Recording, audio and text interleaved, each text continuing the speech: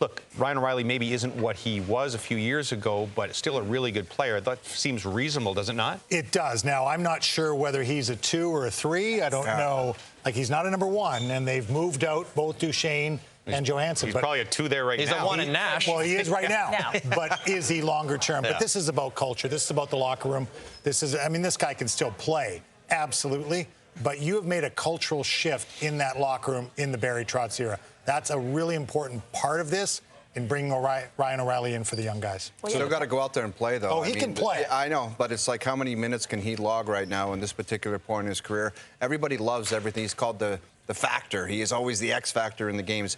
But is he a spotlight centerman right now at this particular point in his career? He's probably not.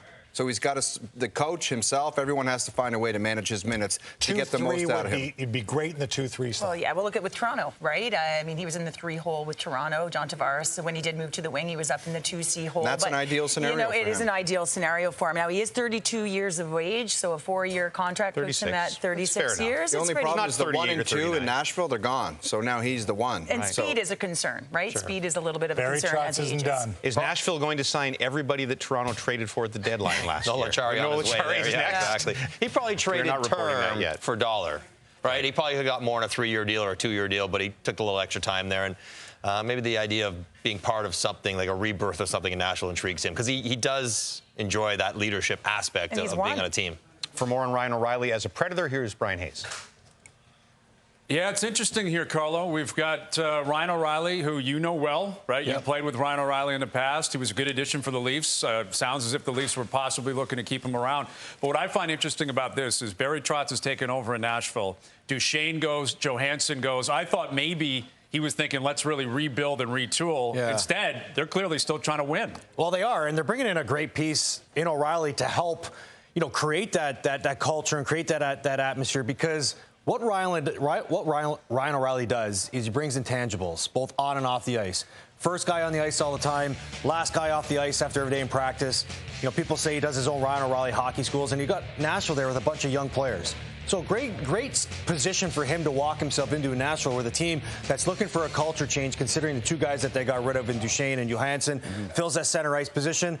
But I question the deal. I look at it and say, why couldn't the Maple Leafs fit that in their payroll structure? I think we know the answer, right? They got to wait on Matthews and Nylander. They got to figure out what they're doing there before they can start allocating more money. But then now, how do they fill that void that he leaves with him leaving? Well, it's not David Kampf, but Kampf has been signed to stick around. What's interesting is, as the guys were just talking about, like Ryan O'Reilly now kind of reverts to where he was in St. Louis, where he had to be the number 1 dog. That worked in 19. Can it still work in 2023? We both love him as a player, but it feels more like a low-end, second-line center, really high-end third-line center. Yeah. But I think they're not paying him like a big amount of money. They're not paying him to be a superstar, but considering what's already gone out, they're going to need a lot out of him. Well, I go back to what Pooley said. I don't think Nashville is done. Because if you're right, if Ryan O'Reilly has to be their first-line center, it's maybe a little bit of a questionable move considering his age. But if he slides into the 2nd or 3 hole because they go get somebody bigger, could be a really good move for Nashville. All right, Emily Kaplan joining us back from ESPN. Emily, we're talking about this Ryan O'Reilly situation in Nashville. What do you make of the deal, and what do you make of what Barry Trotz has been doing so far? Yeah, well, you just heard the guys talk about him trying to change the culture, and you're like, okay, what type of leader is Ryan O'Reilly? We know that he was a captain in St. Louis. I remember when he got traded to the Toronto Maple Leafs. I had one of the Maple Leafs games shortly after, and Sheldon Keefe told me, I got on the first bus, and I assumed Ryan O'Reilly would be a first bus guy, and I looked around and I didn't see him. Well, I got to the rink, he's already in the cold tub, and that's just kind of the example that he sets for his teammates. As for what he's going to provide on the ice, I did talk to Barry Trotz at the draft, and I said, Barry, I keep hearing that you're making so many calls trying to put a stamp on your team. What exactly are you looking for?